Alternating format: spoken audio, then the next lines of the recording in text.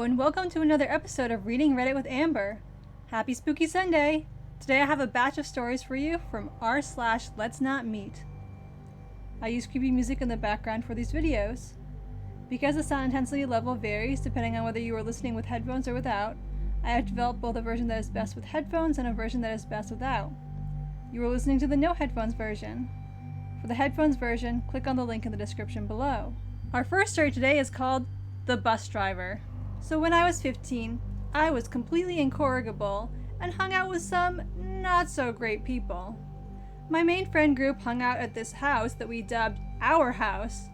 Our house was technically a foreclosed property that had previously been owned by one of my friend's parents. The parents had moved out and left their 2 adult children, who were the siblings of my friend my age, living at the house. Anyway, every single day after school, my friends and I would meet up with the older siblings at our house and get absolutely hammered. Around 4 p.m., everyone would show up with fists and drugs, and it was just a constant party every night. Things were pretty out of control there. One night, we were all drunk AF, as usual, and I got in a fight with my boyfriend. I decided I wanted to leave, but no one would drive me home and the buses had stopped running. It was late, probably 12 or 1 a.m. I lived 6 miles away, and this was an urban area that was sketchy to walk in at night. But I was ticked and drunk, so I told everyone to go F themselves and left. I got 3/4 of the way home without incident.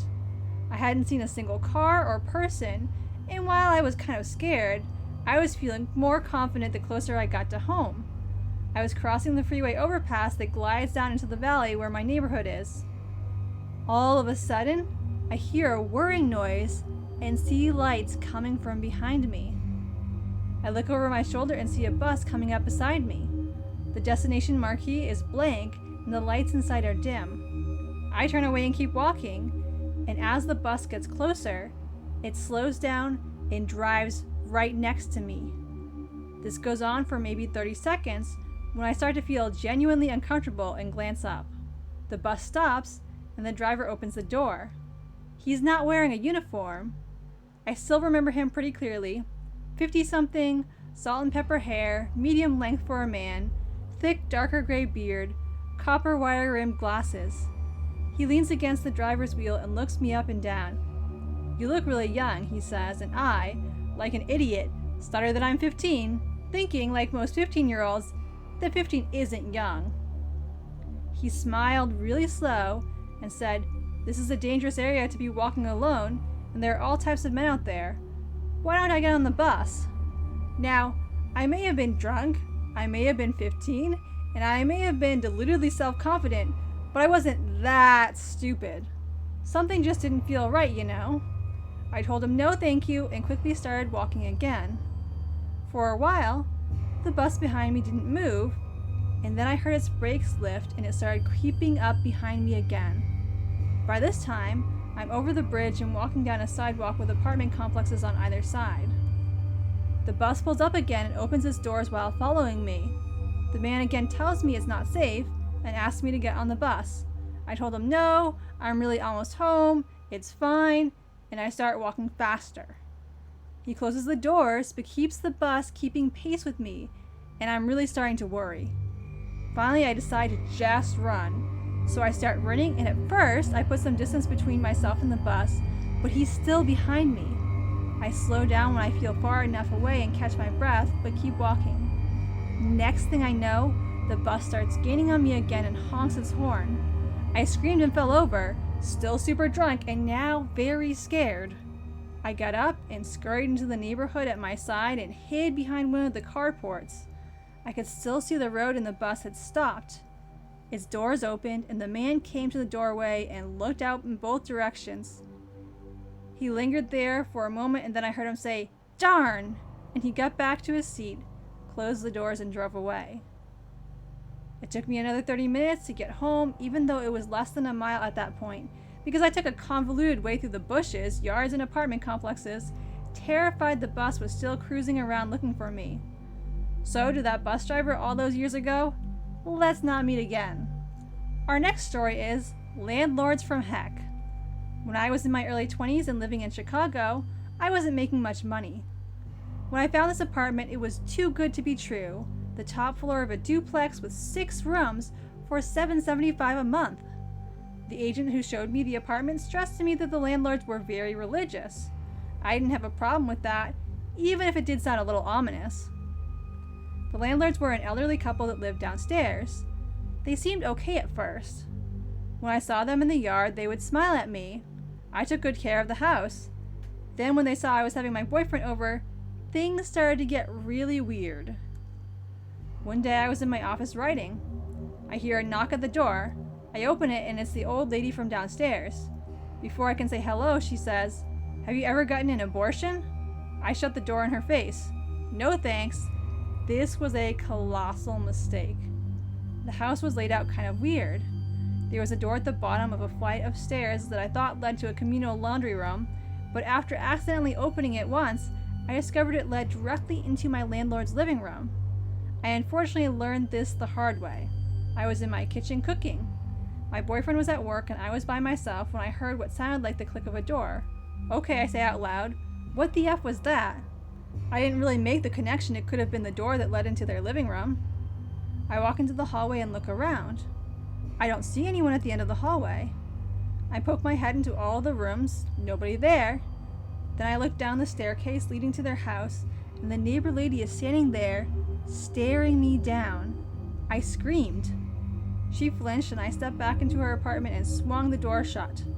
After that, every time I left the house, and I spent every possible moment out of the house after that incident, I would come back and something would have been moved.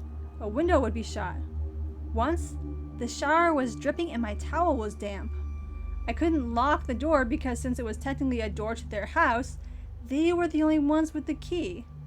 The knocking got so frequent, 3 or 4 times a day, that me and my boyfriend propped up an old mattress so we wouldn't have to hear it while we slept.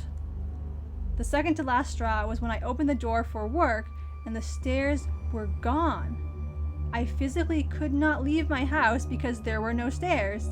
They had been dismantled and were sitting on their porch. I called them repeatedly, but they didn't answer. Finally, their son came out of the house and explained that they were remodeling the porch. He told me I had to cut through their apartment downstairs. I ascended the stairs and opened the door, and they were both sitting at their filthy kitchen table, staring at me. The phone was in its cradle. They must have heard it ringing. They kept staring at me with this blank look on their faces.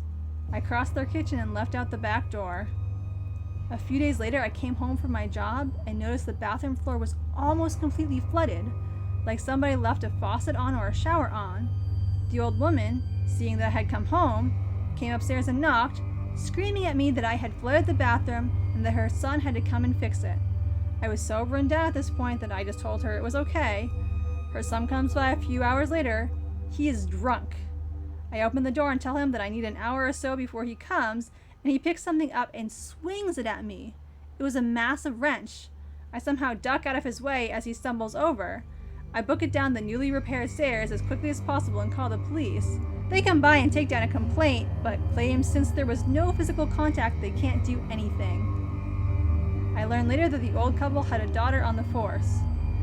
In the middle of the night, me, my boyfriend, and several of his friends packed all of our stuff into a Chevy Astro. We lived in hotels in the van for a month until we found another house. They never attempted to contact us again. Old landlords, let's not meet again. Edit. I am going to file a police report. I don't know why I haven't before. Thanks for inspiring me to do so. Second edit. I didn't technically file a police report. They just took down a complaint, whatever that even means. Our final story for the day is Kitten Man. So some background context. This was back in the 90s when our only option was a landline phone and dial-up internet. I was around 8 to 9 years old when my mom started leaving me home with my oldest brother while she went to work. My brother was much older, around 17 at the time. As most teenage boys, his favorite thing to do was sleep really late during the day and stay up all night playing games. PS1, don't come for me, I'm getting old. I remember being bored playing with my Barbies in the living room of my house with the blinds wide open to let some sunlight in and save on electricity. I would sit there for hours and play. When Mom was gone, she always told us to answer the phone when it rang in case she was calling to check on us and make sure we were okay. I remember one day specifically, I answered the phone and just heard loud breathing on the other end of the phone. I kept saying hello, but no one would reply, so eventually I would hang up. This went on daily for about 2 months, and it was always in the morning time when my brother was asleep. Being a naive 8 to 9-year-old girl, I didn't really think anything of it, and eventually, the call stopped. A few months go by and I'm sitting in my living room floor again when the phone rings. I hear the same breathing again and say, "Hello, who is this?" To my surprise, a man replies and says, "Hello, Kitten. Do you remember me?" I remember being surprised that he called me Kitten, but replying that he had the wrong number. This is where it gets creepy. He then replies, "No, Kitten, I have the right number. You're wearing a kitty shirt right now." I remember looking down and immediately panicking and hanging up the phone when I see the tabby kitten on my shirt. The phone then rings again and I refuse to answer it. I run to wake up my brother and he sleepily follows me to the living room. The phone rings again and he answers it, but no one is there. He then unplugs the phone and tells me that it is just my imagination and to leave him alone so he can sleep. Being scared, I decided to close the windows and sit on the couch until my mom got home that afternoon. That night, I told my mom what happened, but my brother told her I was making it up and that he didn't see or hear anything. I think my mom believed me, but she just told me to hang up the phone if it wasn't her and to never open the door for a stranger. I agreed and told her I wouldn't. That next day, my mom was off work and she took me to the store with her. We were walking around when I noticed a man in a long trench coat. I thought the coat was weird, but didn't really think anything else of it. We then ran into one of my mom's friends who has a daughter my age. My mom and her friend were chatting away, and my friend and I were standing a few feet from them messing with some birthday cards. We went around to the other side of the cards to look, out of sight of our moms. Suddenly, the man with the trench coat is right near us, looking at the cards too. He then picks up a card and turns to me and my friend and says hello. Being polite, we respond, "Hello." He then starts picking up cards saying he is getting his daughter something and asks what we like. My friend points to a random card and he smiles and says, "That is nice." He then picks up another card and shows it to us. The card has kittens all over it and he looks directly at me and says, "I'm sure you like kittens, don't you?" I don't really know how to respond and remember feeling extremely nervous. He smiled when he saw me getting nervous and says, "Kittens and Barbies." This kicked my fight or flight into action at the young age of 8 or 9. I nervously laughed and said we had to go back to our moms now. The man then reaches out and grabs my arm. My friend takes off running around the corner to get my mom. The man tries to pull me to the front of the store, but I kick him as hard as I can and go flying out of his grip. He then gets up and runs out the door about the time that my mom makes it over to me. The police are called and a report is filed. To my knowledge, they never found the man, but my mom was extremely paranoid after hearing the link between the phone calls and the incident, and she found a new house in the city right over from us not even a month later. Thankfully, that was the last time I heard from him. So all I can really say is, Kitten Man, let's not meet again. I hope you enjoyed today's video. If you did, consider giving it a like or letting me know in the comments. I release new videos twice a week, funny or outrageous ones on Wednesdays and spooky ones on Sundays. Thanks for watching, and have a great day.